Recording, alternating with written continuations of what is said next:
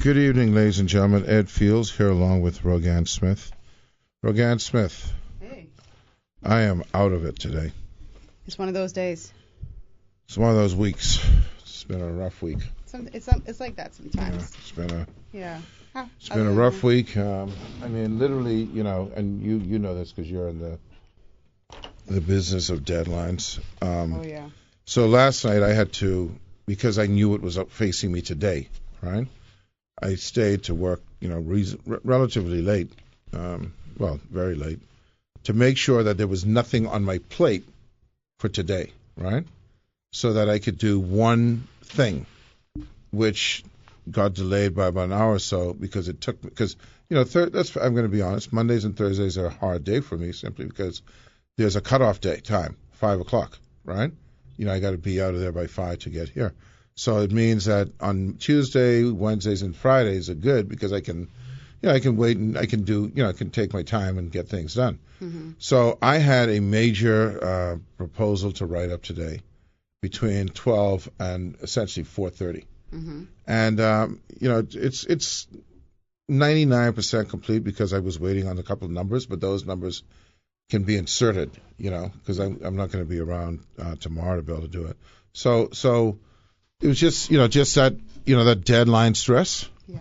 And self-imposed, and just tired, man. So I'm sure everyone's enjoying hearing that, and that's wonderful for them to hear. Weekend's almost here. Hopefully you get a break. Well, actually, my weekend is going to be engaged in work, so. Oh, okay. Well then. There you have it in a nutshell. Well, can't help you. That's enough. You can't help me. There. Yeah, you can help me today. You can handle most of this action today. Our guest today, by the way, is I want to make sure I get the name correct. Because, you got to get these names correct. While you're doing that, I have to send a happy birthday, a very special happy birthday to one of my best friends, Ebony Pitts. She's celebrating today. And it's so funny, last year, the same day, she and I were in California celebrating her birthday. So, and I got a third happy birthday to you.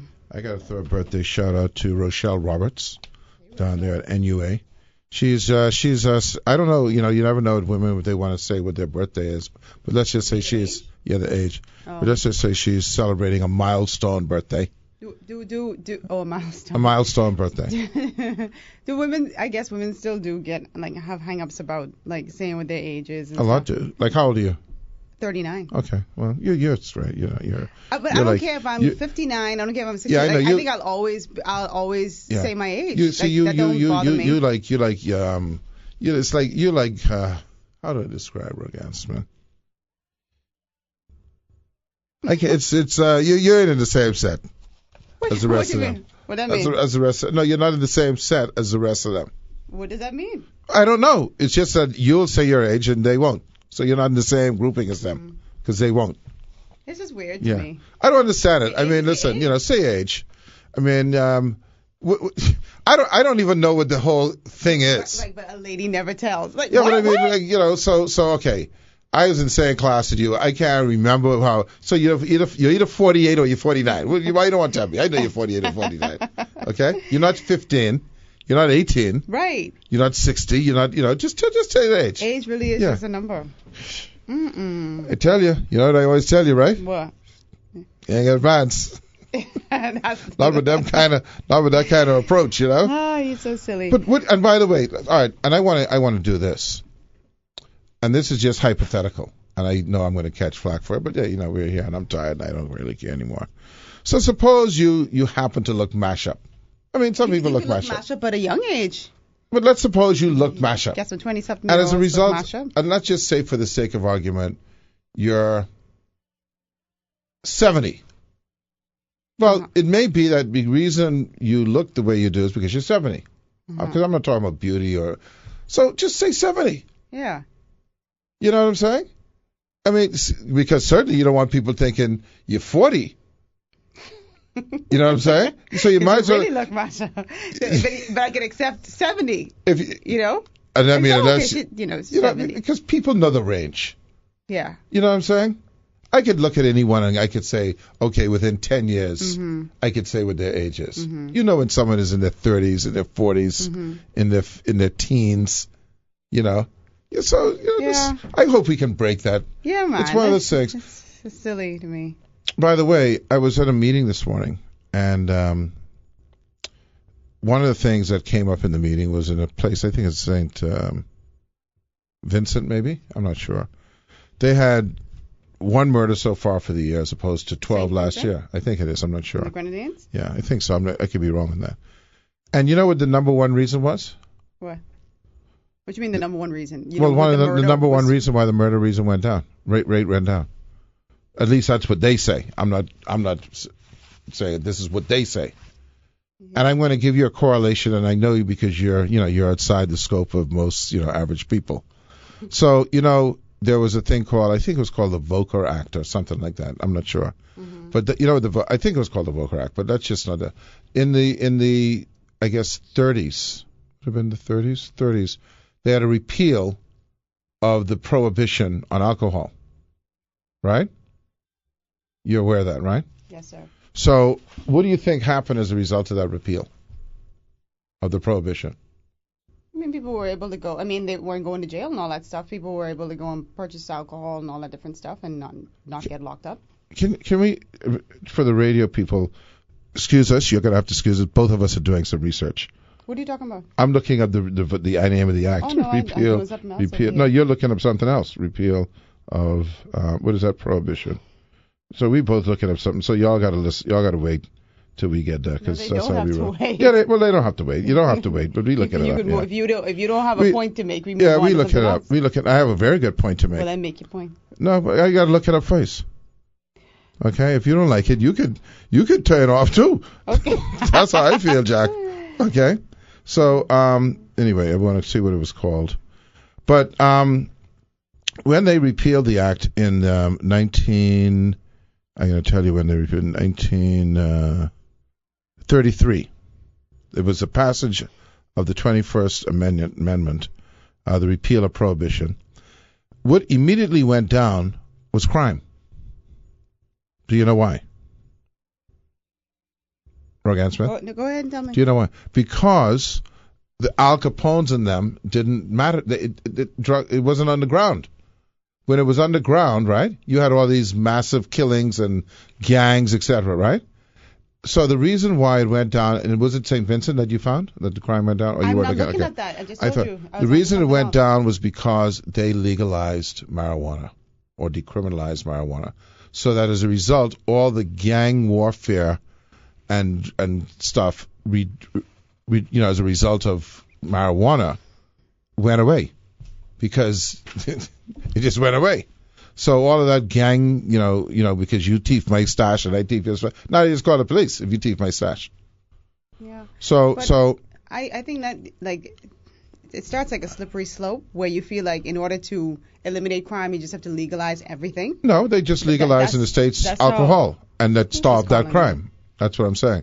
And in the case of St. Vincent, because I assume that marijuana is probably the most used drug, especially in the islands, as opposed to other drugs. So the bottom line is, look, they went from being 12 murders to this point to 1. So obviously that's a positive impact. For them. I think, yeah, for them. That don't necessarily mean. Yeah, but I think it would mean here because if you look at the crimes that happen here, the amount of people who go to jail and get criminalized, the gang wars because of territory. Yeah. People have territory. You don't sell. You're my block and all that. Then a lot of that may go away. A lot of it is relation. Yeah, relation. You have that as well. You have that as well. So anyway, by the way, and I don't want to knock wood, but so far, again, we don't like to even say it. We don't even like to say in terms of levels. Big guy in terms of where the killings have seemed to, I don't want to say it because tonight it'll be a thing, right?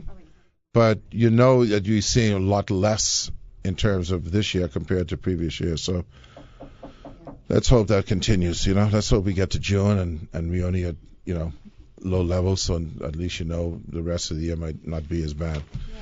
So anyway, that's what. So what our guest this afternoon is a young author who's coming on before Cassidy Capron. Can you give me What's that? The thing I gave you, the stuff. Oh no, it's here. I'm sorry.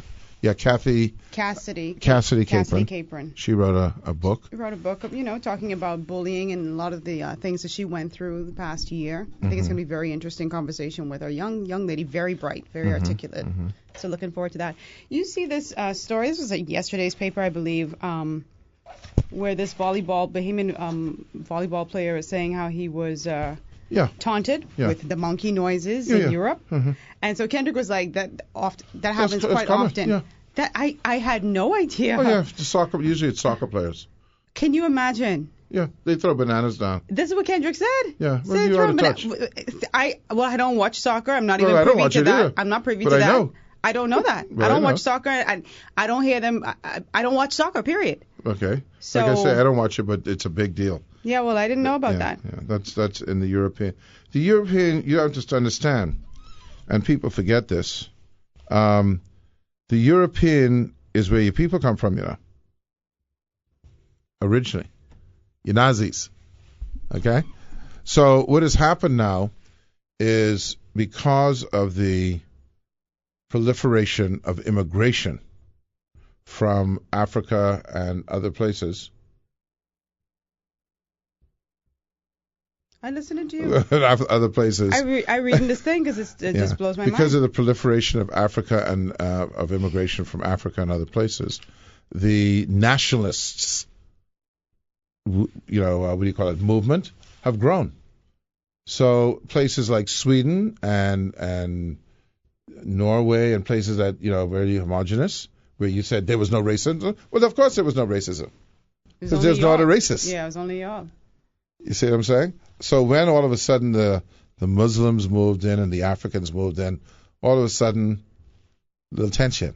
So Italy, bad. Greece, you didn't remember all right, forget about the soccer. Remember your boy who went to Greece and get killed?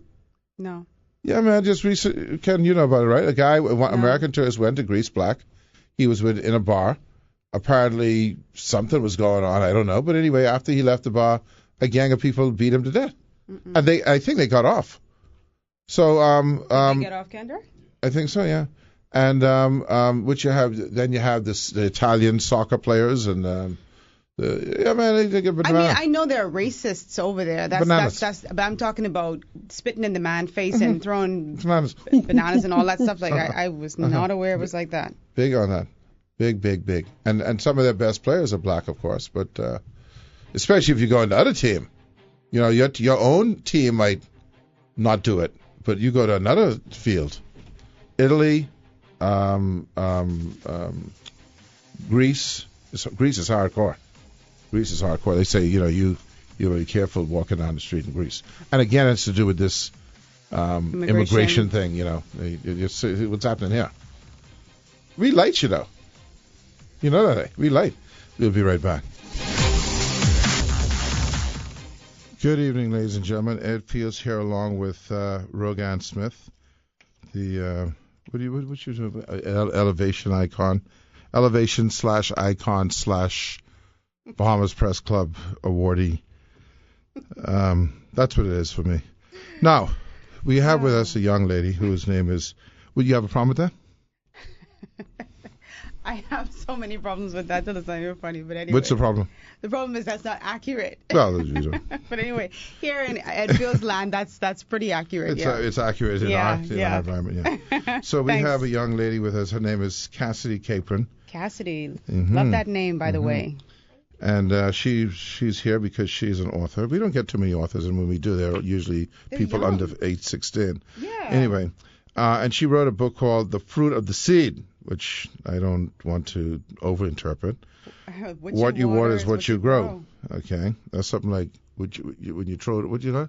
You sow what you throw. What is it? You sow what you throw. What is the thing about sowing? You reap what you sow. You reap. I forgot the reap word. What you water is what you grow. Yeah. So that's reap what you sow thing. So it's the same kind of basic thing. No. So tell us. So Rogan is. Yeah. So no, I think now more than ever it's important for us to teach our kids about bullying. We always have that conversation on our show. And so now here we have a young author in studio who has been a victim of bullying and has gone through quite a lot in her young age. So welcome to the show, Cassidy. Thank you. Nice to have you here. Thank you. So tell us a little bit about you before we even get into the book. Who is Cassidy Capron? Cassidy Capron is a fun, outgoing person. At times she can be very shy. She loves the color purple and green. Oh, yeah. And I can tell you one thing, you can be self-descriptive. You can tell she's a good author. I love it. Uh-huh. And what school are you at? I attend Sunland Baptist Academy. Which grade are you in? I'm in the 8th grade. Okay, so it's not often that we have 8th graders sitting down and saying, you know what, I want to become an author. What led to you writing The Fruit of the Seed? Actually, I wanted to inspire many other children out there who are being bullied or who have entered pageants and their crown was taken away from them. Or maybe they were having issues at home, as I did a bit.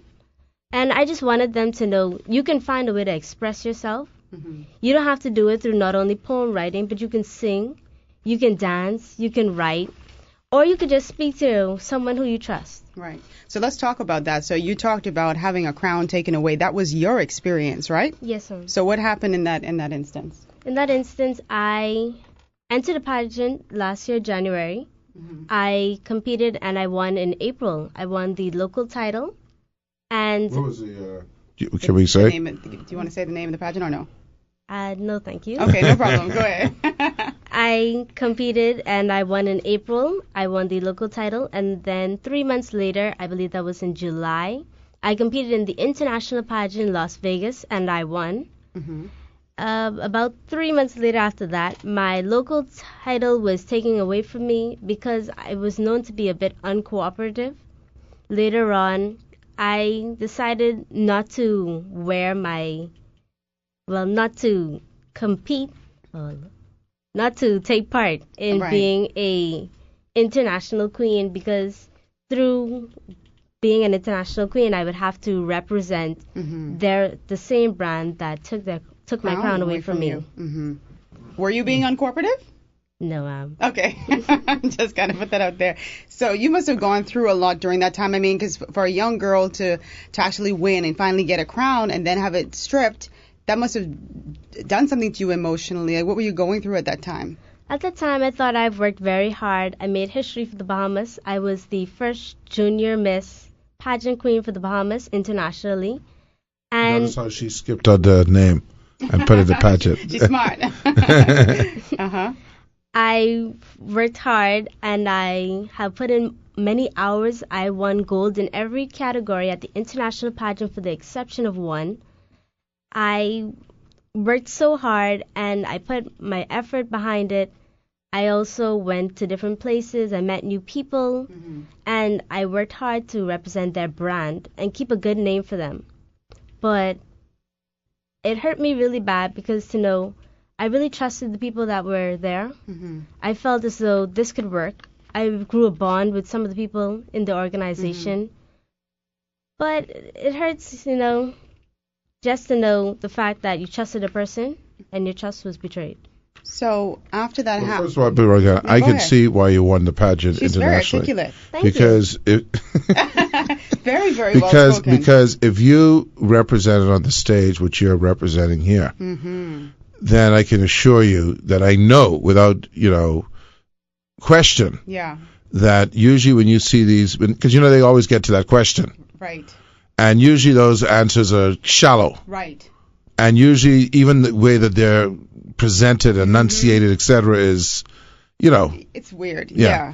But you wouldn't have had that issue. They would have heard you, and that would have been the judges saying, "Okay, that's the one right there." Yeah, absolutely. So so for the book, The Fruit of the Seed, I would imagine that everything that you went through from the pageants, and you said that there were issues that had manifested at home, all those things, you were dealing with, and so that would have led to you writing this book, correct? Yes, Okay, so tell me about the bullying.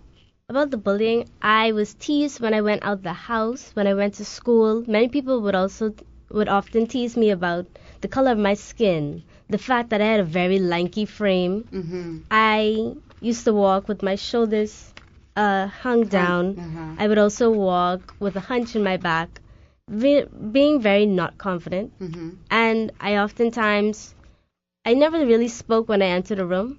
So this made people think that I was very unmannerly. But after a while, I had to toughen up a bit. The bullies at school, they started to get even worse. They called me many different names. They tried to take my bag and things like that there, and made it seem like I was unprepared for class.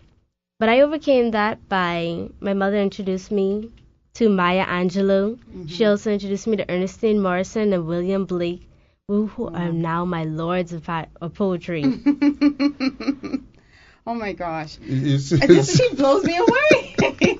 First of all, you have the most beautiful skin I've ever seen. Thank you. And your situation is not unique to you. I've seen many darker hued girls go through the very same thing in school. So you just have to shake that off because you're gorgeous. And I love your skin. Thank you. And I love the fact that you talked about your mom, her introducing you to these poets.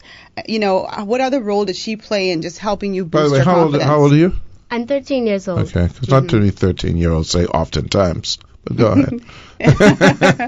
But, the role which your mom played and, just helping to bring you out of your shell and, having your back. It was my mother's idea for me to enter the pageant, and she said, I believe this would be a good way for my daughter to come out of her shell. And also, I love to model. I could go on a stage and I can strut my stuff. I entered the pageant. I was a bit skeptical at first. I didn't like the idea. At first, everybody has that mentality of thinking pageantry is all about girls representing themselves in a very inappropriate way. So I wanted to prove people wrong of thinking that way. I also wanted to prove my father wrong. He didn't want me to enter the pageant. I also wanted to prove to all the bullies that I could do whatever I set my mind to. Absolutely. And so who is this book for? The fruit of the seed, what you water is what you grow. This book is for me. This book is for Richard Cash. This book is for my mother. This book is for my father. This book is for the people, the pageant organization.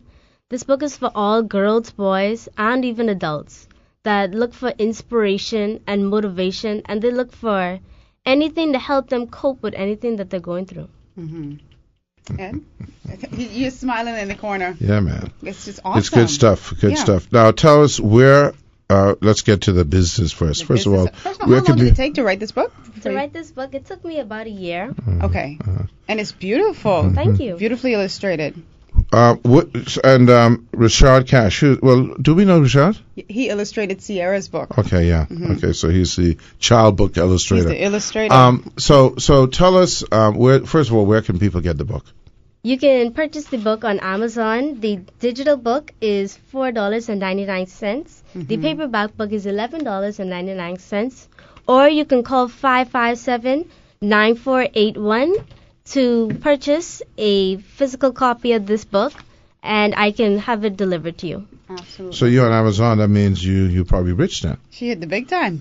I hope so. So what's the response been? What was the feedback? People have they seen the book just yet, or?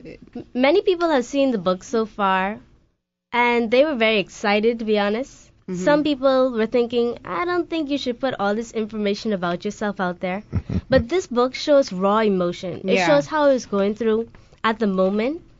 And at first, I was a bit skeptical about putting the book out there, thinking, I don't want people to know what I'm going through. But then I thought, this could inspire someone else who's going through the same thing as me. Right. But it also, believe it or not, not many people do it, and I certainly haven't done it. I imagine when you put yourself out like that, it also lifts a weight off of you as well, because you have nothing to hide. You've completely unmasked yourself, and what you see is what you get, right? Yes, sir. Do you have a favorite story in here? I was just looking to my father. This this is serious. It's deep. But do you have a favorite story in here? My favorite poem in this book is Adorned.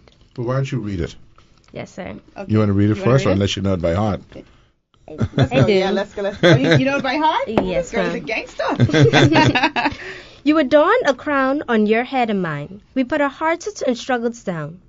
We are now smarter. We are even more divine. The crown on our head are the jet black hairs. The gown we wear is our cocoa butter skin. All of our fights and losses are shown in our tears. All of our morals and beauty comes from within, adorned. Fantastic. Thank you. Thank you so much for being here, Cassidy. I you know how you like to make predictions on this show. I got to make a prediction. This young lady is going to be something incredible. She's already special. And I'm not just saying that. You just impressed. I went before we came inside here. I was just talking. I was like, "You're so articulate." But you know what's so good? Articulate. I tell you what's very important. And you know, I was just talking to someone today, our good friend, but I won't say his name just so he doesn't. All we celebrate in this country are politicians. Yeah. And and as a result, you know, that's who people try to emulate, and that's fine. But you know, we need to have people like Cassidy, and with Sierra and others who are heard by the public, and that's what we're trying to create a forum for people other than the normal quote unquote celebrities, so that people can use those as role models. Because you know, if only 5 young ladies see, you know what, I can be as celebrated, and I don't like to use that word in the really base sense in terms of celebrity, right? But if I can be celebrated for my accomplishment as a writer, as an author, as a poet, then, you know, maybe there's 5 other people who will see that, and that'll take them in a direction that will make them feel very good about themselves, because I could see you feel good about yourself. I like that she bared her soul. You know what I mean? Like you say, this when you've been unmasked, there's nothing to hide. There's nothing you can hide, And you help somebody. You wouldn't believe it, but you've helped somebody with this book. You help Rogan. She needed. Yeah, I need this help. All right, well, thank you, Cassidy. Buy it on Instagram, Amazon. Yeah, Think you about buy it on Instagram. On Amazon, you could also get the paperback copy. Thank you so much, Cassidy Capron. Thank you for having me. Absolutely. Thank you, honey. Appreciate it. Oh, Lord of mercy. Good evening, ladies and gentlemen. Ed Fields here. You know, a lot of people pass through our doors, Rogan Smith. We have with us today Mr. Joval. Now, I hope I pronounced this right. Joval Aviv. Yes. It's almost like Tel Aviv. It is. But it's Joval. What does Aviv mean in spring? Yes. And what does Tel mean? Actually, it's not Juval with a J. It's Yuval with a Y. Yeah, and Yuval is spring. Yes. Yuval is spring. Yes. Well, what is Aviv? Aviv is a place? Spring also, but it's a different So it's spring. Yeah. You're spring. Same as the spring. What does Tel mean? Tel is a hill of spring. Oh, so we got a lesson today. Boom. Boom shakalaka. We have with us Yuval, spring. Yuval. Okay, Yuval. I was on the Juval. Yuval Aviv, spring. And you're from Israel? I'm originally born and raised in Israel. Okay, well, now remember one thing while we talk, Yuval. No one else can hear us in the world. They're just only Bahamians. Yes. Okay? So that means you can say some things. Yes, okay? I will. Now, first of all, were you in my favorite group of people, the Mossad? Yes, I am. I was the head of the Mossad in Europe. Some serious people. By the way, Yuval will tell you in a very interesting story, if you don't mind telling. You were here earlier in this year when Rabbi Bloom brought you in. Yes. Tell us the story about the Munich Olympics and your involvement in that, and the Bahamas' involvement in that. Hey, you guys are too young to remember. No, I was around. Yeah, but Cheers. I'm not sure. I'm not sure. In 1972, the Munich Olympic massacre, where 11 Israeli athletes were killed in the Olympics in Munich, Germany, by terrorists. They came in at night to the sleeping compound and killed them. 2 athletes, while they were attacked, managed to get out of the window and crawled into the next door window, and it was the Bahamian Olympic team. And they guarded them, and because of them, they're the only one who survived the attack. Oh, my God. So that is really a very emotional thing for me when I landed here originally the first time in Bahama. It was a big thing for me because I know that. How did I get involved? I was Golda Meir, who was the Prime Minister of Israel. I was her personal bodyguard and her advisor on anti-terrorism. So in 1972, when it happened, Golda wanted to find the 12 terrorists who participated in the Munich massacre and bring them to justice. They were all hiding in Europe. Israel couldn't send an army to look for them. So Golda made a decision to put together a team of 5 commando agents who would go undercover in Europe. Black Ops. Yes, and in a hope to come across them and bring them to justice. Right. I always tell the story. It was Friday afternoon in Golda's office when she came up with this brilliant idea. And she turned around and she said, Yuval, you're going to lead this team of 5. I really didn't know what I'm getting into. I was 24 years old. But I said, I'm going to go to Europe for a few months. I'm going to have some fun. And if we find them, we find them or not. I didn't know it's going to take 4.5 years. 4.5 years, 5 of us in a safe house in Europe. I lost 3 members of my team during those 4.5 years. But one by one, we did find them all and brought them to justice. You know what this story reminds me of? The story, was it Eichmann? The story where they went to Argentina. Yes, my father was involved. To get Eichmann out of Argentina. Yeah, absolutely. They just made a movie out of it. I forget the name of the movie. Yeah, a big movie. Yeah. So when I finished the mission. I wrote a book about it called Vengeance. It became a bestseller worldwide, translated to 30 languages. And then 4 years ago, Steven Spielberg bought the rights to the book and my life story. And the movie Munich is based on my life story. Oh, my God. Now, there's only one anecdote I can tell you about the movie that I like to tell. Mm-hmm. I got a call from Steven Spielberg who said, Yuval, you need to meet the actor who is playing you in the movie, Eric Bana. I didn't know who Eric Bana was, so I go to the hotels, the Four Seasons in New York. I go up to the upper floor. I knock at the door. The door opens, and here stands a 6'4", handsome-looking Australian actor, Eric Bana. Does he have hair on? Did he have hair? Yeah. So I looked at him, and I said, Eric, good choice. Great choice. I said, but look at me, because this is how you're going to look in 20 years from now. He almost quit. But the other anecdote was, tell us, the listeners, about when you came to the Bahamas last year. Yeah. No, this year, February. And 2 months ago. And the Bahamian. Yeah. Who, yeah. While I was here in February, I was asked by the rabbi, the Jewish rabbi, if I could come and address the community. He would do a dinner and invite people. And so I came and I gave them a presentation. And suddenly an older man gets up and comes to me and says to me, I am one of the athletes who will. I shivered. I had goosebumps. And then he gave me his personal Olympic medal as a gift. Oh, my God. I forget who the name was. It wasn't Mike Sands, was it? Oh, my God. You know what? I forgot his name. Yeah. I'll find out. We'll find out from Hawk or Mike. Can you imagine, though? Yeah. But that's, listen, let me tell you something. And we're going to get into some of the exciting stuff. But let me tell you something. You travel must be hundreds of thousands of miles a year, Yuval. Yeah. We all travel. And it's amazing how small the world is. It is.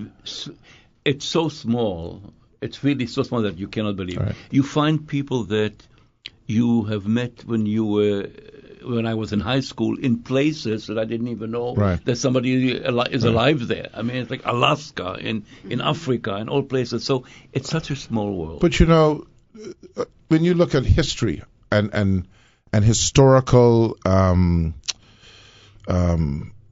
moments, and the capacity to celebrate historical moments, how much more important is it to have the bond between two nations when you can have an example of this scenario where a Bahamian, because one thing about Israel, they suffer, they not celebrate, but they certainly remember their problem, the problem past. Yes. They don't let it die. Oh, okay? they're not. No, they'll never do. And so I'm sure that maybe there's a possibility of some kind of recognition being given to these athletes in Israel. I don't know if it already exists already. They did. See, it already. They already did. There's a special museum that has all the artifacts of the Olympic and so on, and there are pictures of them there. I think that they were invited to come to Israel, and they were honored in Israel. I didn't ask him at the night because it was too quick, and I was overwhelmed with his giving me the medal. I said, no, I can't take it. It's yours. He said, no, you have it. Yeah, because you see that medal to him. You know, when you look at the Olympics, and I know we're getting a little emotional here, but what is the reason for the Olympics? The reason for the Olympics wasn't about running races and beating people. It was to bring people together. Together, brotherhood. Yeah. Brotherhood. Okay, so when you think about this moment where they could save another brother's life, there is nothing greaher than that compared to a piece of metal. Yeah, you're right. Right. Absolutely. Okay? No, absolutely. Absolutely. I agree with you. And also, he has something that you can't take away from him. He has a memory. Yes. He was there. It's part of his life. It's part of the He thing lived that the Olympic shares. dream. That's the Olympic dream right there. It's the Olympic dream. Right. It's the Olympic dream. Well- And unfortunately, people take advantage of those type of events for bad reasons. You know, the terrorists have attacked Right. Yes. in the Olympics. It's you can attack other places, bad enough, but to do it in a peaceful environment Where no like one that- is even looking for that to Thinking happen. about No. that. But that's what the terrorists do, Oh, of course. which is a good segue into what you do. Yes. But before we get into that, we got another segue because I'm sure I'd be finding interesting to know what kind of, perimeter role you may know or have in this thing. What's this fellow name? Julian Assange, Yes. who has been hiding in an embassy for 7 years in London, Ecuador. Would you have come across in your many tentacles, would you have come across anything to do with that? Yes, I met him personally in London, way before he was caught, and way before he Sought asylum. sought asylum in the embassy. And I knew of him, and I investigated him, and I am probably going to be called to testify now in court when he gets to the U.S. He's going to be extradited to the U.S., and it's going to be a big trial. But again, the sad part of the whole situation is not only what he did in the past, the damage that he caused, and so on. It's like opening a wound again and starting this whole thing again. Because already there are people who say he's a hero, they're demonstrating on his behalf, and then they may have a point, but it's the wrong person to talk about it. You're talking about freedom of speech, protectors. Freedom of speech. He's a journalist. Now he's a journalist, and if you put him in jail and you silence him, then tomorrow you will silence any other journalist that you don't like what they say about you, and so on and so forth. So suddenly America is being compared. Not that they're clean, and not that there's a lot of things that I can tell about America too, but there is a moment here that is going to start all over again. It's going to bring out all those dirt, all those things, and there's going to be a lot of people that get hurt. You know, it's interesting, and you may remember this, Rogan Smith. There was a saying when it came to the issues with Nazi Germany, and it applies to elsewhere, and I forget it, but I'm going to start to say it, and then you can recall if you know, where it says, when they were looking for the Jews, I did nothing. I did nothing. Yeah. Okay, that thing. Oh, yes. And it goes on and on till it gets to, but when they came to me, no one did anything. Right. That kind of thing. Yeah. Absolutely. When you talk about freedom of speech, and it's interesting because we talked about this in the context of Facebook, and Rogan Smith can tell you that right here. I said, you know what? Facebook is going to have to change because freedom of speech cannot be unfettered to where it does damage. Yeah. You got it. Okay. It has to be controlled in some way. The question is who's going to control it, how it's going to be done, and so on. But it's becoming a two-edged sword, because it does a great job at being a vehicle for communication. But on the other hand, it causes. Today, it's so easy to put something bad about you or dirt about you into the internet, and it's only you need God's act to take it out. It's there forever. It's forever and ever and ever, and that's the problem. Because you don't like somebody, in 5 minutes I can destroy you. Destroy your image. Yuval, we're going to take a break. Yes. We got to go to commercial break, and we'll be right back. Yuval Aviv. Thank you. Good evening, ladies and gentlemen. Ed Fields here along with Rogan Smith, and our very special guest this afternoon is Mr. Yuval Aviv, who is CEO of Thur, which is an international. I feel like I'm sitting in the room in like a kind of a James Bondy, that kind of action, But here's what I want. We're here to talk about specifically fraud in all of its range, and the fact that you are a seeker of fraudsters and people who commit fraud, and it's ubiquitous. I tell people all the time in the Bahamas, we talk about how corruption exists here. Well, I can make you a bet that Mr. Aviv does not make his money off of the fraud cases in the Bahamas as opposed to globally. Okay, it's not yet. Yeah. But the reality is, what people have to understand is that fraud is a big business. Mm-hmm. I would say it's the biggest business, because it used to be smaller when it was only individuals involved. Mm-hmm. Now you have governments involved, and the fraud becomes billion dollars. And last year, U.S. Congress estimated that the fraud is $1 trillion a year conglomerate. That includes narco money, drugs, and so on, banking fraud, whatever it is. So fraud. But I have to. May I say something? I started my business 42 years ago in Manhattan. I'm still headquartered in the same building in Manhattan, just, by the way, across the street from Trump Tower. Of course. Yeah, of course. Favorite person in the whole wide world. Yes, we'll get to him too. And 42 years ago, when I started investigating fraud cases, all of them were in the range of $2 to $3 million per case. Mm-hmm. And I said then, wow, people steal $2 million, $5 million, and trust me, a lot of them get away with it, because the legal system stinks and it doesn't work well. 10, 15 years later, all the cases I was working on were in the hundreds of millions of dollars per case. Fraudsters just said to themselves, if I do it, let me do it big. Why am I going to do a $2 million if I can do a $100 million case? In the last 15 years until present, all the cases I'm working on are in the billions per case. Oh my God. People steal billions of dollars, and still a lot of them get away with it. I want to ask you a question, because, there's an old saying that I have a feeling rings true, but you would know more about this than I would. When you look at extremely wealthy people, and I'm not talking about people who inherited the money, because obviously they just inherited the money, but people who have made billions and billions of dollars from zero up. Mm-hmm. Is there any company or individual who has made billions from the ground up who didn't at some point do something dishonest? Absolutely. They had to as part of the business. And I always remember what my father says: remember the people when you go up the ladder, because you're going to meet the same people when you come down. And they believe that they can get away with it. And I have to tell you, fraud has become, I always say, there must be a school of fraud somewhere that they all go to. I don't know where it is.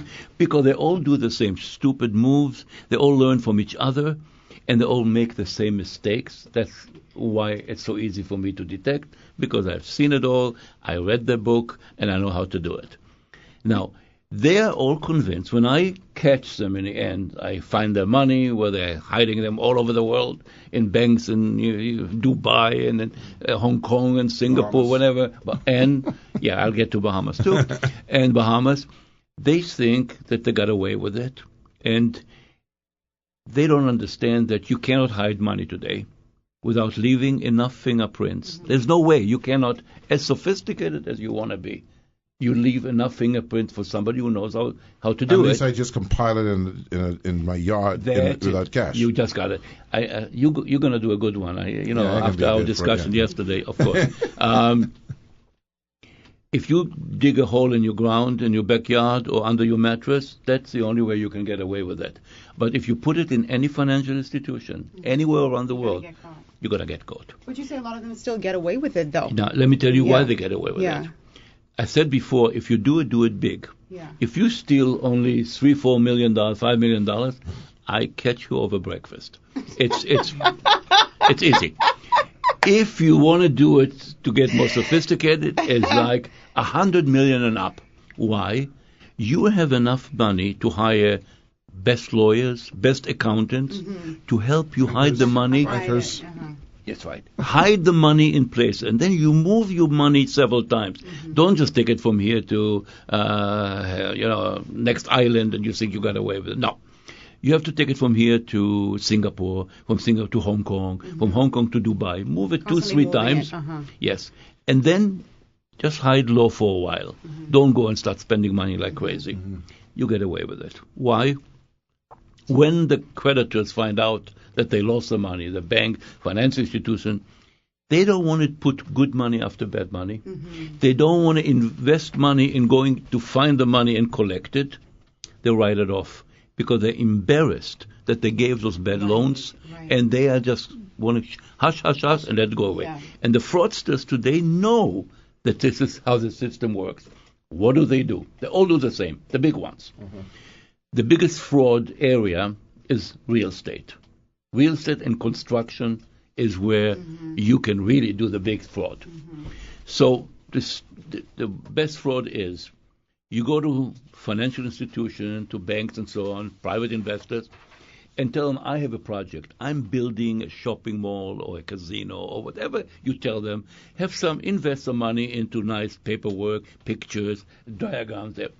And once you have raised that kind of a money, because those people are greedy, because what you tell them, you invest with me, you're going to get 50% a year, 80% a year. You can give them. You're not going to give them anyway, so you can get them all excited. And those people are so greedy, they hand you the money. Now you have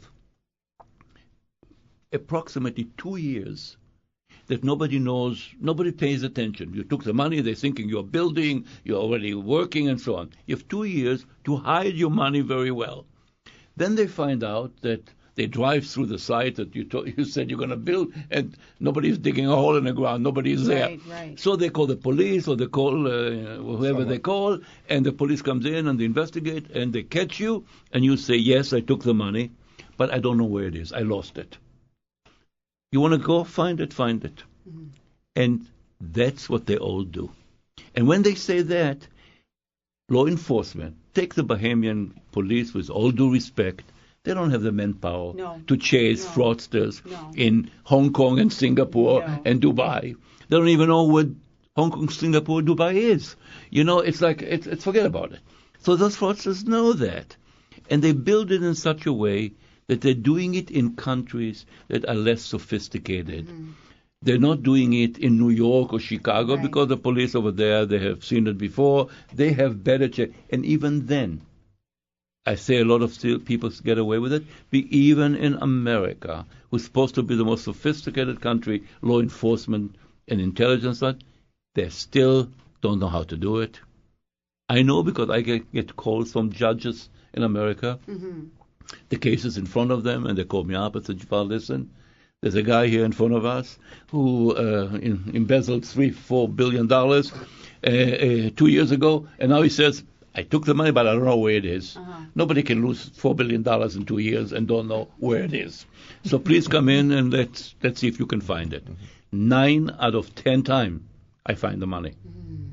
9 out of 10 times, and bring it home. Because you're able to track the phone records, etc., etc. Able to do things that law enforcement cannot do. They cannot move without, the red tape. They have to get permission to drive. But you're going black ops. You got it.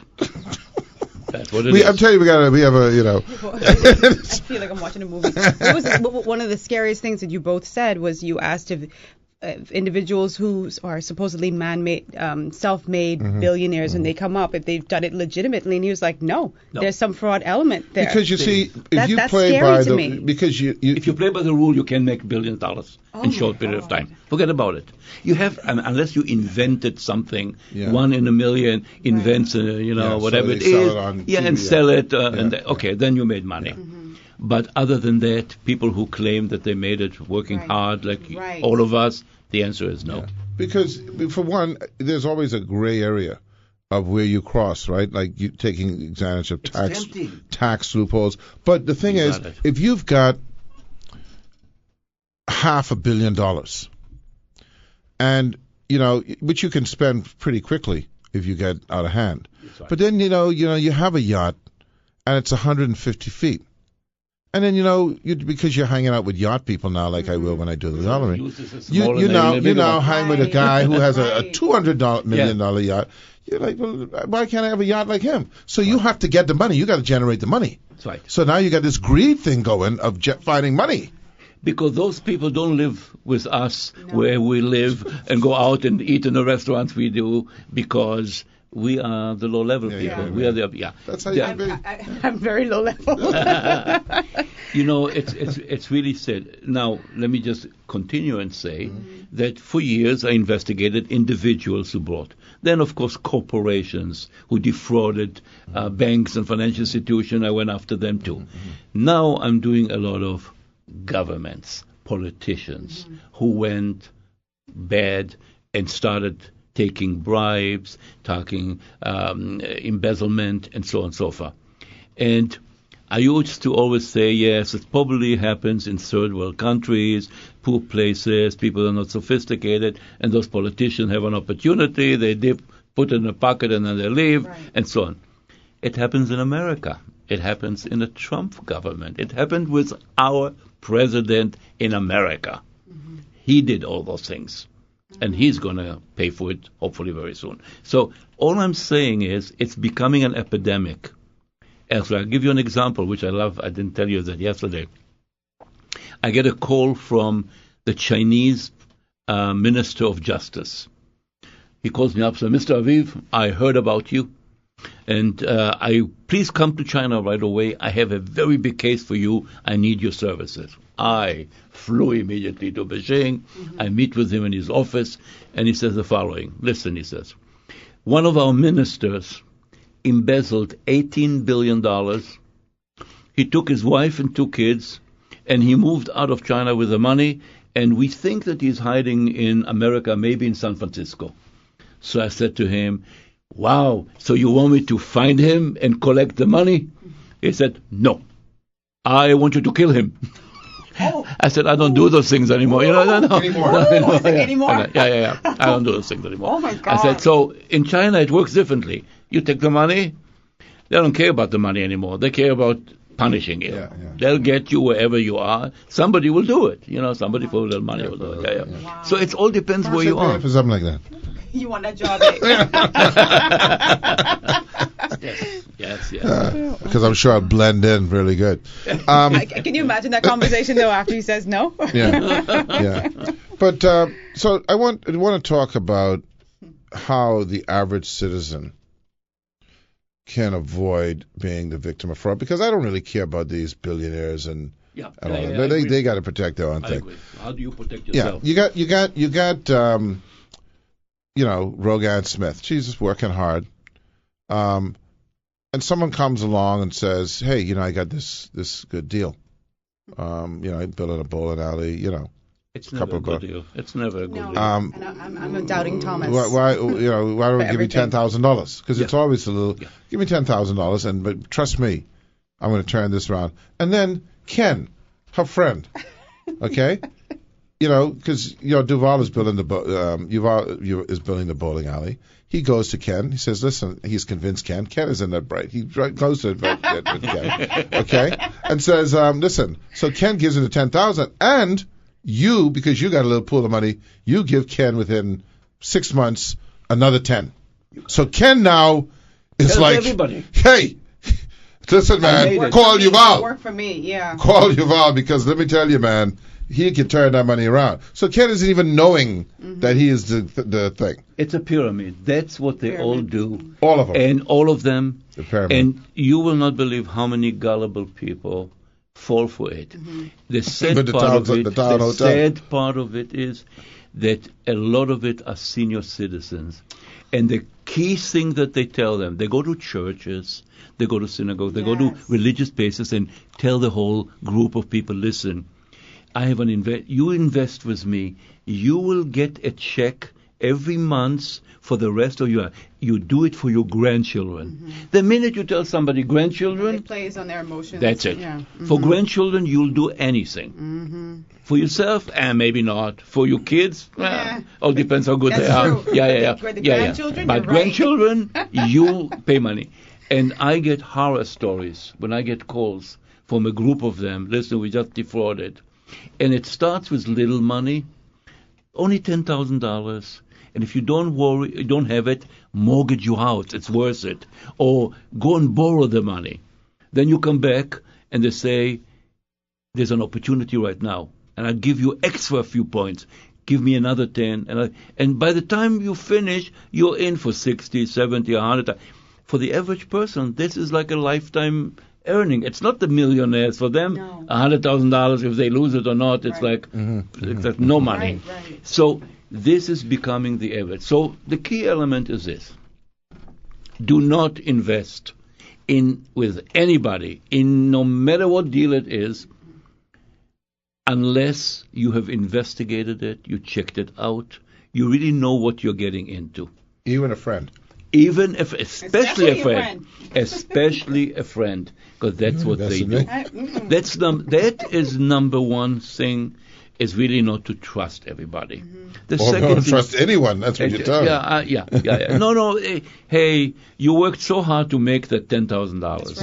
Yeah. Sit on it. Yeah. And you're not going to make 20%, it doesn't exist. You're not going to make 15%, it doesn't exist. You're not going to make. Put it in a bank, you're better off. So you're only going to make a point or two, 1% or 2%, but at least you know it's secure, the bank is insured, and so on and so forth. That is for the average person, hard-working person. The second thing is watch your credit cards.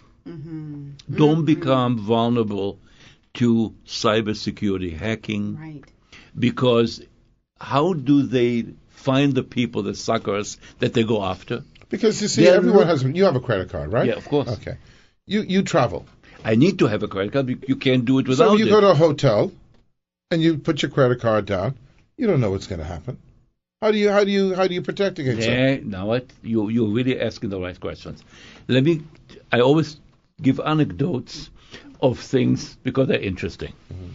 A few months ago, I go in New York to Bloomingdale's, which is the biggest department store in New York. I wanted to buy aftershave. So I go to the desk, and the lovely-looking Russian, and they're all Russian girls working there. And they're all lovely. And they give me the credit, and I give her my credit cards. And the register is just in front of her. She takes my credit card, and she starts walking to somewhere in the back. And normally I don't pay attention. I look around, maybe I want to buy something else and so on, but I watched her because I didn't know where is she going. Right. On her way to another register that you can see by the end of the desk, she stops. She picks up her personal purse, takes a black box out of it, runs my card in it, puts it back, and goes to the register, does whatever she does, come back, and she gives me that. I said to her, excuse me, what was that black box? What are you talking about? I didn't do anything. Took my badge out. Now, mind you, it means nothing. But I took my badge out, and I said to her, listen very carefully. If you don't tell me now the truth, I'm going to arrest you now. And tomorrow, your picture is going to be in all the newspapers. And I'm not sure what your legal situation here, immigration, because she's Russian. And no, don't do it, please. I got this box from the Russian mafia in Brooklyn. Oh my She said, they told me to run every card, 20 cards into that box, Bring it back, I get $5,000, and they give me a fresh box. Right. She said, but you know, all the girls here have it. They all have it. Yeah. Oh my God. So I said, oh my God. I said, first of all, give me the box. She's dead now. Yeah. She's probably dead. Give me the box, because my card is on the box. Yeah. Give me that box. And I said, you know what? I will let you go. Yeah. Well, because what am I going to do? I will let you go I this never time. had you. Yeah, thanks. Now, I take the thing, and I go to the FBI right away. I said, guys, this is what happened. They said, oh. Yeah. He says, you don't understand. It's an epidemic. Yeah. He says, every restaurant, all the waiters have those boxes. Oh, my God. So in a restaurant, it's normal that they take your card and go somewhere, and then they come back. Yeah. So well, that's why they have the chip and pin. They're supposed to bring that bring to it you. to you. That's it now, but in America they don't have it yet. Yeah, we have it here. I know. We're advanced. We're advanced people. What I do now, wherever I go, if they take the card, I get up and I walk with them. Yes. And I said, listen, I'm with a group of people here. Yeah. I want to be the pay, so I'm coming with you. Yes. And I watch what they do and take my card. You don't do that. You're screwed. You run the risk of, oh my God. Well, see, first of all, so this is a small... Oh my God. And this is something just, I happened to fall into it because I stood there and watched it and was a victim myself. But you know how many other tricks are around that we don't even know yet, and how you lose it. We're going to take a break. I'll tell you where you made your mistake. You probably were entranced by the beautiful Russian young lady. But anyway, we'll be back. I don't want to say that. Yeah, you didn't want to say that, but that's all right. Yeah. No one can hear you. I told you no one else can hear you except us. Yes. All right, we'll be back in a minute.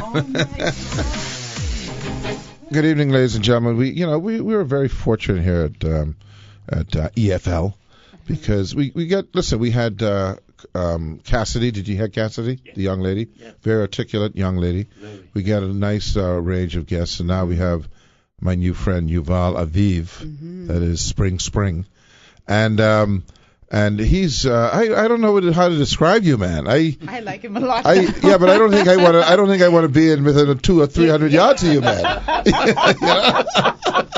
Because fortunately the people who you deal with, they got good aim. Yes. They're not going to miss and hit me. I love it. Are you ever fearful for your safety? I used to, not anymore, because if I you can't live through it and be fearful. Otherwise, I have to sit at home and it's safe and don't get out. Yeah. So if my time will come when my time will come, and I can fight it, and if there's someone who really wants to get me, if there is a will, there is a way. So you're very cautious when I travel, when I do things. I really take care of as much as I can. Right. But I also have to do business, and I have to travel, and I have to meet people, and I can't show that I'm afraid. Right. The worst part of it is you don't go with bodyguards because that attracts attention, and you don't show that you are afraid. Because it psychologically tells them, if you're not afraid, what do you know? What do you have that they... So far, it works. So, who never know? So we got about 15 more minutes here, 12 more minutes, and I'm compelled to ask about your involvement with, your boy over so. I don't know if you know what your boy over so means in the Bahamian vernacular. All right, your boy over so. Senor Trump. Yes. So you and see, we're on radio, and trust me, they're listening. You were a part of the Mueller investigation, is that correct? No, you were not. Okay, so we won't get into that. So anyway, was there any involvement at all? I am a consultant to the U.S. government and law enforcement agencies on white-collar crime, fraud, and security, and so on and so forth. In that capacity, yes, I have been involved in the investigation on the Russian interference with our election and the contacts that Donald Trump has in Russia.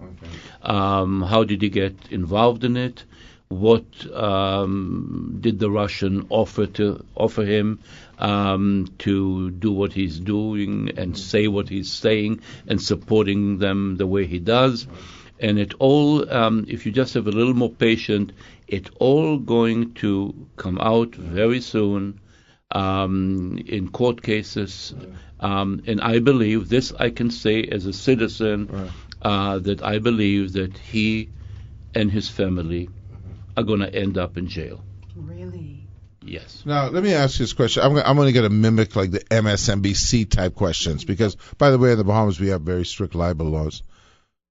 The Attorney General of the United States received a report that we all know about, but we don't know the contents. And his conclusion, seemingly, this is what I'm understanding, was that... no, it's not his conclusion. It's the conclusion that you know of, the conclusion of the Attorney General. Right, the letter. The letter, and yesterday when he testified, he repeated himself. Mm-hmm. It's my conclusion. Right. It's not the conclusion. It's not Robert Mueller's and the investigators. Let me ask you a question. And again, let's move away from the Attorney General. I always try to understand people's minds, okay, and where they're coming from. If I have a document in front of me, okay, and the document has a black cover with stripes, and you hand that to me, and for some reason that's a problem for some people. It's a problem to have a document with a black cover with stripes. Yep. So you give me the document, and then I write a letter and I say, well, the document was really blue.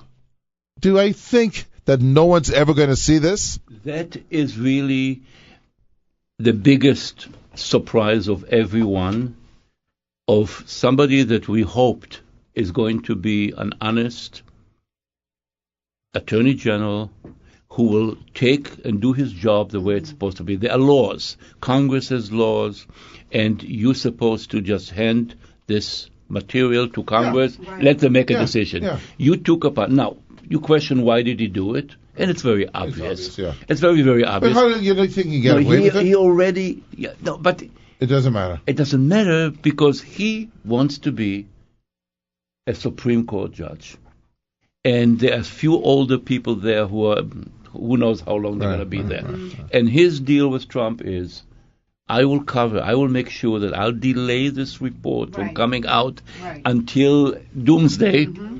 In return, as soon as there's new opening in I will be on call. There are consequences to everything, right? Yes. Even with and again, this is all hypothetical. I cannot be in a position to accuse anyone of anything. No, so let's just say someone X, right? Even if you appointed to a position and later it proved that you did something so egregious as to commit a lie, a perjury, well, then you can be removed. Well, look what happened to the last nominee. Yeah, but he was never proved.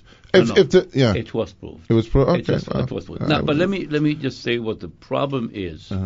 That everything is so obvious that no one understands how, and because it's so obvious, why isn't the country going and out to the street and demonstrate and do it? Yeah, we did it. We did it during the war in Vietnam. Where are the students in colleges going out? Now, let me tell you as much as I can tell you about Trump. Several years ago, Trump was bankrupt, totally bankrupt. He didn't have money. He didn't have enough money to continue his business. He had no American bank would loan him any money. It's known. I'm not revealing any secret.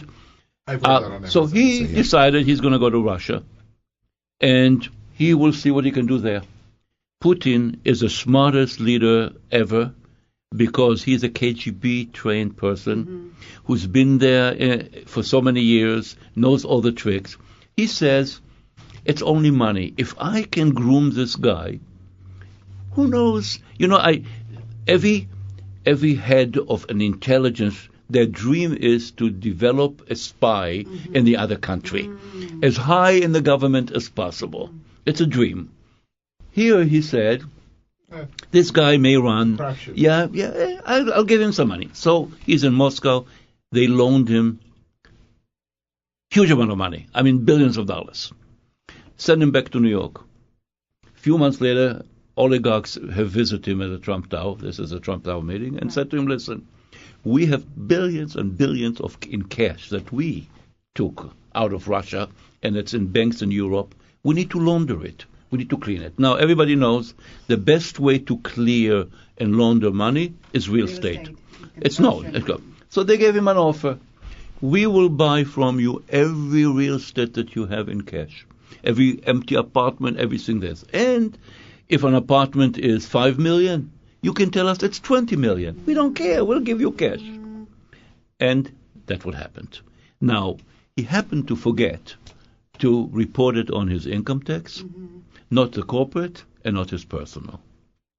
Is this the reason why we don't have tax returns? That's right. And that is the key. As soon as those... Now, but hypothetically, Congress already has it, but they can admit they have it. But they ask for the tax returns under this law, this old law that they found. Under this law, you cannot... That the IRS has to give it to them. Yeah. I'm interested. Now, this is where it's going to be real interesting, because this one is cut and dry now, Rogan Smith. So there's a law that says that Congress can request the tax from anyone, and including the president. It's in the Constitution. It happened because of Nixon, I think. It's right. Right. So as a result, they have asked the IRS guy to do it. Now, if the IRS guy doesn't do it, then essentially the IRS guy is committing a crime, right? That's right. That's right. And Mr. Trump cannot say. No, he cannot. What happened yesterday? They gave him the tax return? No. He committed the crime yesterday. He didn't do it. He didn't do it because he said I need more time to think about it. Think? So what will happen? He'll get arrested? That they can send the marshals? They're going to subpoena that right now. Uh-huh. So then he'll be able to say to his boss, well, they subpoenaed it, I couldn't help it. You got it. Yeah. You got it. It's all a game. It's all a game to just not to get Trump upset, because he's going to fire everybody, as he fires everybody that he doesn't like. So this is the richest country in the world. This is, it happens everywhere. Go and hang out in my little corner. Because, the thing is, because I scared of Pence, too, I scared of Pence. No, he is worse. I scared of Pence, man. Because Pence is religious and the wrong... He's a zealot. Yeah, he is. Yeah, it's really a setback. Now, I'm still here. I hope they're going to let me in. Yeah, well, listen, let me tell you how we work this. Let me see how much time we got left. How we work this is, first of all, we need to, Rogan Smith and Ken Winters and I, we disavow you. Okay, that's the first thing. We completely disavow Yuval Aviv. How did this crazy guy come into our studio and we don't know why? I blame Anton Seeley. I throw him under the bus. Okay. All my friends, Michael Cooper, all of them, I throw them under the bus. They told me to have you on the show, but I disavow you. Okay. Yes. I rebuke you. Yes. It's very important for me to say that. Secondly, when we leave, either we leave first or you leave first. Okay? We cannot leave together. No. I'm with you. I understand you. Okay. It happens to me wherever I go. I'm used to it already. You go at least 15 minutes before us. Okay? We'll sit here for a while. Yes. Yes. Oh, no, but listen, it must be a very interesting. I mean, I was talking to some people the other day, Rogan, about social workers who, no matter where they live, no matter which country you are, social workers see some serious stuff. Absolutely. Okay, they see some stuff that you and I don't want to have to stomach. That's right. Okay? That's right. I imagine you must be in that kind of world. You must see some serious stuff. Oh, I do. And you know what? People say to me, how do you sleep at night? How do you think? The honest truth is, I put my head on the pillow and I fall asleep. I train myself to block it for myself and just relax and do my things and wake up in the morning and start a new day and fight. Do I have sleepless night? Danny? Yeah. Of course. Do I have problems with my stomach now because of the stress and so on? Yes, I do. And so on and so on. But that's what I chose to do for a living, and I'm in it. And you know what? The sad part of it, I can't get out of it. It's too You're trapped. You're trapped. Now let me ask you one last question before we go. So, first of all, do you intend to come back to the Bahamas? I hope you guys are gonna invite me. Yes. Okay, I hope to come back. I'm planning to come back. What we're gonna need is, after whatever happens, we're gonna need a first-hand account of what went down. Absolutely. Even though we don't like you. Yeah, I understand that. And we rebuke you. Remember, we rebuke your phone and all. Yeah. Okay? All right? So, and it's important for the listeners to hear that we are doing it with all of this under duress. Now, the thing is, because when you come back, I want to talk to you about, because we didn't really get into it, is, it seems like, why are you here? And also, it seems like, because this has been an interesting conversation, when are you leaving? Tomorrow. Oh. Yeah. Anyway, it seems like there's some room for a person like you in a country like ours or any country to do some independent investigations. Right? Except about me. Yeah. Oh no, naturally. Hey, naturally. There is a room for a country as the size of the Bahamas, with the history of the Bahamas. There's a lot of opportunities for improvement for the people, things that happen. Now, since I'm in the fraud business, I look at corruption.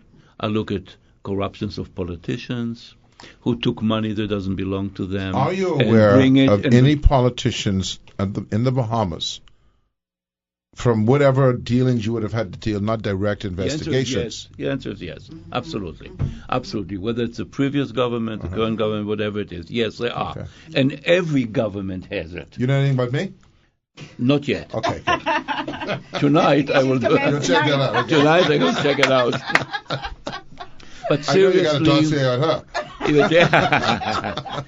But seriously is that whatever the program that I normally bring with me to educate law enforcement here, to work with the police, to improve things, and to look at politicians who went sour and took money out. Yeah. It's a money maker situation because I will bring the money back that was stolen and is hidden now somewhere. See, that's the thing. They didn't just take it and spend it. That's stashed. No. It's all for old age, for retirement. Because they all know that their time is limit. They're going to be 2 years in government, 3 years in government. There's going to be another government coming in. They're out. And then they're retired. So they stockpile. Yeah. So in every country that I initiated, and I've done it in many countries, initiate that program, I brought in hundreds of millions of dollars that belong to the people. Have you ever been to any country, where when you did your investigation, you were able to go back to the head of state or the person who hired you and said, you know what, I couldn't find anything? No, because they all, when they call me, they already know. Okay. They already give me a list of few people that they're suspicious about. Not me, though. Yeah. Okay. But more often happens that when they call me in, I start the business, and then when I meet with the Prime Minister, and I say, listen, I have good news and I have bad news. The good news is I found a lot of money. The bad news, some of them are your relatives and your brother and so on and so forth. It happens in other countries, not here. Right. So then that's the end of the investigation. Right. So because everyone is infected. Everyone is infected, and it's sad because Bahamas is on the bad list of banking, of places that, many investors, serious investors that I know, will not put money in the Bahamas because they don't want to mix their money with laundered money and so on, drug money and so on. They're afraid of it. So Bahamas really is not doing enough to send a message. We're cleaning up our system. We're cleaning up our banking, our government. Come and invest in the Bahamas. Your money is safe. But let me ask you, in all honesty, right? Let me ask you, because, you can walk in the United States tomorrow and open an account in 5 minutes, right? Oh, yeah. No, the people who, see, this is the thing. Civility can never overcome incivility. That's right. Evil has a way of going over good. Yeah. So if a bad guy who has no qualms about killing and paying people off, if he wants to corrupt the system, he's going to corrupt the system. I agree. But there are safe systems that you can introduce into your own system. Can you name me, sorry, Yuval. Can you name me a single country where any bank is completely clean? No. The answer is no. Switzerland used to be the haven of places that you secure your money. As corrupt as they come. Ended. Panama. Ended. Yeah. Wherever you go. Now, people... U.S.? The system in U.S. is much better than anywhere else. Right. The system, because it has safeguards and so on. But if you want to do something, of course. Yeah. Of course. Because it's greed. Greed on all levels.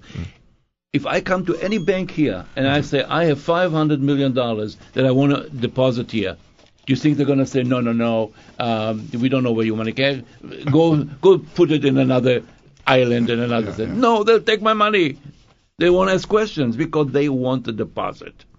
And that's what happens in every country around the world. How do you avoid, because we're over time now, but how do you avoid becoming corrupt? Because I had to make a decision when I started. There's a gray line, there's a line. Do I go around the line? It's not a straight line. To do my job, I do a lot of things that maybe are not 100% legal to do, but to catch bad guys. Mm-hmm. If I just do one thing wrong, I couldn't live as myself, because I'm the guy who preaches to do the right thing, and then suddenly I'm going to do those things. Then also your testimony and all that is void. You got it. Yeah. And the problem is this: you do it once, you can't stop, and they got you. Yeah. And the real thing is, I don't have to do it. I'm very happy with what I have. I don't need billions of dollars. I don't need millions of dollars. I live very, very well. How many steaks can I eat? How many things? And I enjoy my life. You don't need a 150-foot yacht. No, I don't have a yacht. Do you have a yacht? No, I don't have a yacht. I don't have a yacht. Somebody told me, somebody told me that he has a private plane. No, that wasn't me. No, that wasn't him. Somebody said he had a private plane, and he said he lost. He lost, and his kids. No, that was me who told you the joke. The joke, yeah. Yeah, the joke. Yeah. Yeah, you like that joke. Let me tell you the joke in leaving again. Yeah. This is a true story. There was a guy, he used to own Westgate. And during the book crash, his wife decided she didn't want the 20,000 square foot house. She wanted a 90,000 square foot house. This is a true story. So, but it crashed. So they had to give up the house, they had to give up the planes. They had 2 planes. So on their first family vacation, subsequent to giving up the planes, they were in first class with the kids. And the little kids, said to her father, "Daddy, what are all these people doing on our plane?" Okay. So you fly in private. No, on personal plane. Oh my God. Yeah. Yuval, listen, it's been wonderful. We great. have to go. We have to go. I'll be back. Great. Please, when you come back, look us up. Please. Absolutely. Okay? All right. Yeah. Thank you for having me. Ken, thanks for being patient. It was really good.